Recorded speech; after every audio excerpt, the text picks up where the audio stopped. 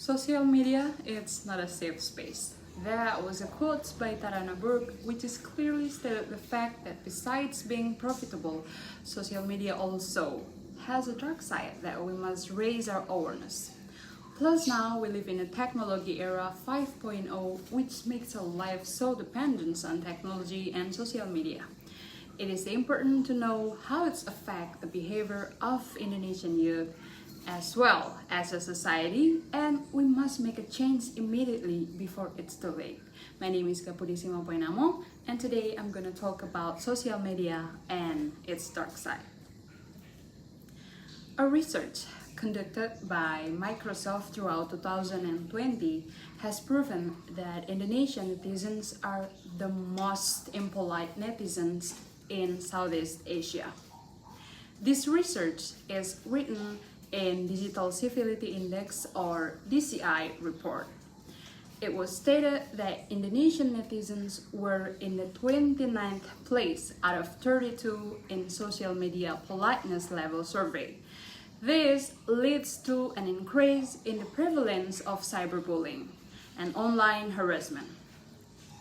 According to UNICEF data, 42% of young people aged 14 to 24 years in Indonesia report that they have experienced cyberbullying. Boys reported slightly higher rates than girls. It's 49% compared to 41%. Behind the anonymity provided by screens, individuals feel empowered to unleash hate, cruelty, and threats upon others. This is not only affect the mental and emotional well-being of the victim, but also perpetuates a toxic online culture. We cannot close our eyes to the fact that social media has a role in the loss of decency and deviant behavior among Indonesian netizens. Apart from the problem of netizens who are not polite on the internet, the spread of hoax news is also a problem faced by a current generation. According to data reportal research, Indonesian social media users reached 191.4 million in January 2022. With the increase in the number of netizens, the spread of hoax news is also increasing. This can happen because technological development are now not accompanied by literacy readiness for its users. This makes social media a place for spreading hoax news, and it cannot be denied that hoax news is very influential in social life and can even affect the economy.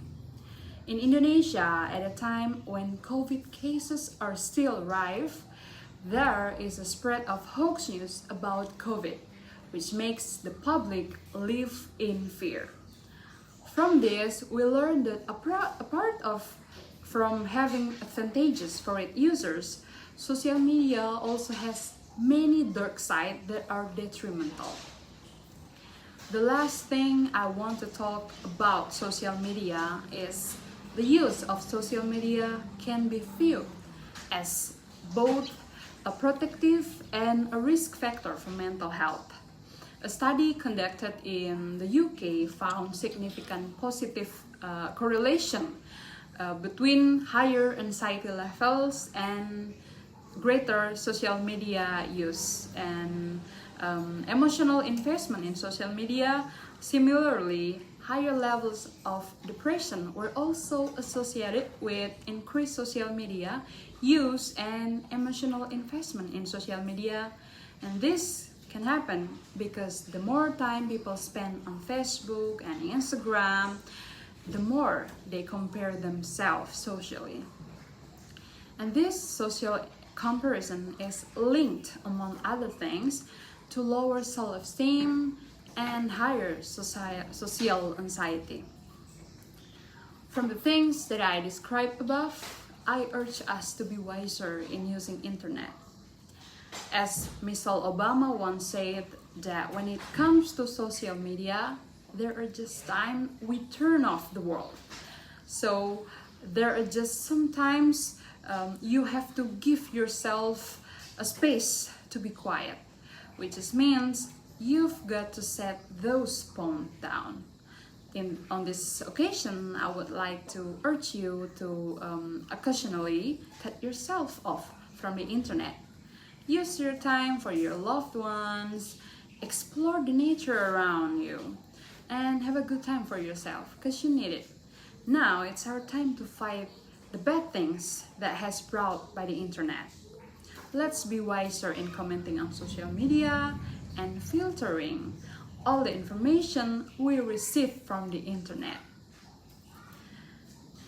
This may sound cliche, but I believe that change can start with small action.